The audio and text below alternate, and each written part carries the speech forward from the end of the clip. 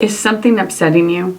Life, health, business, relationships, are they getting you down? Maybe it's just simply traffic on the way to work. Every time I catch myself getting annoyed or flustered, I remember that old George Carlin quote. Have you ever noticed that people driving faster than you are a maniac and people driving slower than you are idiots? But I digress. Hi, I'm Yana Henneman, and today we're talking about part 2 of arguing with the universe, arguing for your limitations, arguing in general. So before we get started, what are some of your triggers? What are some of the things that set you off? Keep in mind, I'm not saying that I'm holier than thou and that I'm never triggered. Trust me, my husband and my daughter have stories. But what I am saying is that the first step to tackling these challenges is pure, unadulterated awareness. Before we delve into the next time you feel yourself getting anxious, upset, angry, frustrated, impatient, ask yourself these questions. Number 1, what is more important to me in this moment? The outcome or my current emotional and mental peace? Give a pause, sit with the question for a moment or two. Number 2, for what reason am I giving this person, experience, or challenge power over my peace of mind? Give it a pause, sit with the question. Number 3, what am I gaining out of choosing these emotions? Give a pause, sit with the question. I like calling it sitting with the question because sometimes we mentally and cognitively know the answer to it. We know the answer, but sitting with it for an extended period of time, sometimes your whole body gets it. It's not just knowing the answer, it's like your body embodies it. It's more of an epiphany, a realization, an illumination, if you will. The fact of the matter is this: tantrums and mantrams are something that we were supposed to get over in our toddler years, but how many adults do you know that throw tantrums and mantrams whenever they experience something they don't like? We actually never got over it. Sidetrack for a second.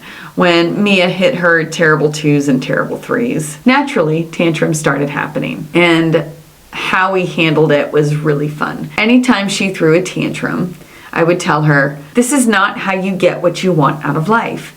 You do not go to your boss when you've been working there for a couple of years, throw a tantrum and get what you want. Sure, there are some experiences where that happens, but for the most part, when you throw a tantrum to the universe goes, I'll just give you more to cry about, right? How often have you heard that from your parent?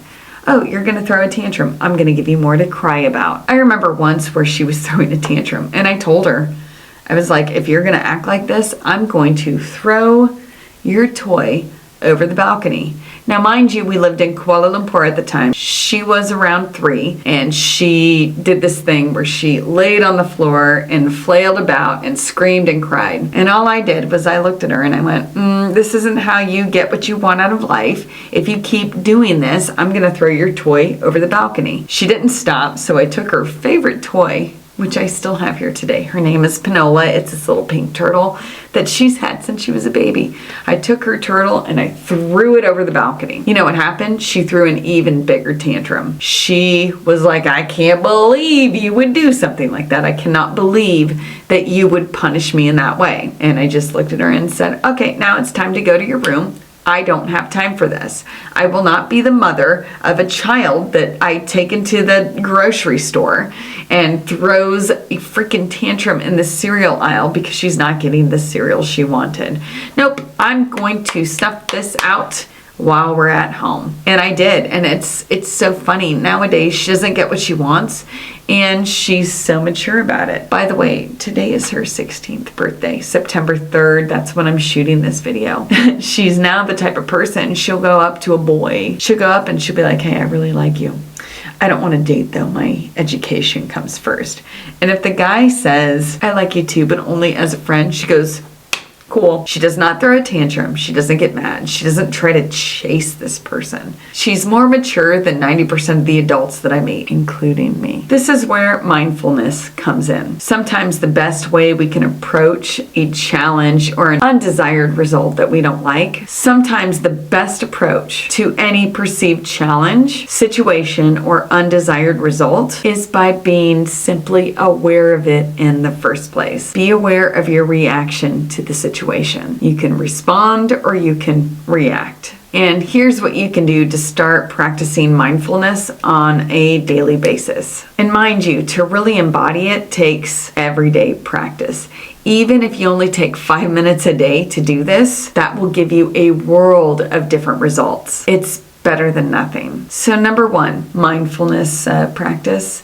Whatever you do, give your complete attention to it. So you're eating lunch, put your phone down. No one needs that. Chew it. Feel your teeth biting into the food. Feel the textures, the tastes, the smells. Feel it going down your esophagus. Feel it coming into your stomach. Just be with your food 100%. Simple, right? How often do you sit there and eat lunch and you're already on your phone thinking about the next task you need to do right after you're done with your 20-minute lunch? Hi, my name's Yana and I do that a lot. That's why this is so important. If you ever stop and practice mindfulness and just being there in the moment, you'll notice that your mind either goes to the future or to the past. It's never in the present. And by the way, it doesn't have to be lunch. It could be cleaning, showering, gardening, whatever, any mundane task. The next time you do it, try to give yourself 100% focus on that task. And then when you find your mind drifting away, thinking about things in the past or things in the future,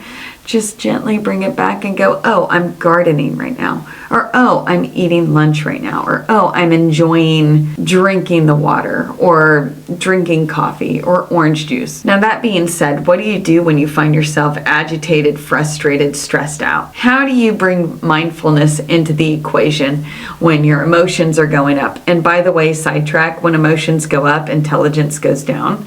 So when you start to notice that your emotions are going up, what do you do? This is something my Zen master taught me, I'd like to say 2 decades ago, but I also like to think that I'm young. See, look where my mind comes in. This is something my Zen master used to say. You need to practice A, B, C. A is being aware that I am here and being completely focused on it. B is the experience, the situation, the person. So now I am aware of A and the B is out there. So now I'm aware of both and I am aware that there's a distance between that. And now that I'm aware that there's a distance, now there's the C, which is the distance. A, I am here. B, I'm aware of that. And C, I'm aware of this. And when you can sit there and completely embody, I am here. I am Yana. I am sitting in this moment, and there's this thing, this video, if you will. I am here, I am present, there's this video, and then there's the space between me and this video. Man, you get out of emotional reactions so quick. You're just sitting there and you're looking at everything from a broader view, if that makes sense. You should practice it. Most of the time when I do these videos, it's not to teach anyone anything. It's more to remind myself what I forgot. I really have nothing to teach. I only have to remember by me, for me, to me. In summary, every time you throw a tantrum, every time you get angry at anything outside of you, you're literally arguing with the universe. How ridiculous is that? Hey, you messed this up. My partner's messed up. Or my daughter is messed up. She's not, by the way. Or traffic in this town is messed up. Whatever it is, every time you get angry, you're literally arguing with God. And you're telling God or the universe or higher power or whatever it is. Do you want peace of mind? Do you want happiness and health? Then don't do that. Anywho, I'm Yana Henneman, and remember to like, follow, and subscribe to our social channels. And be sure to sign up for our weekly newsletter. No fluff, just the good stuff. We're going to have the QR code show up right after this, and I will see you next week.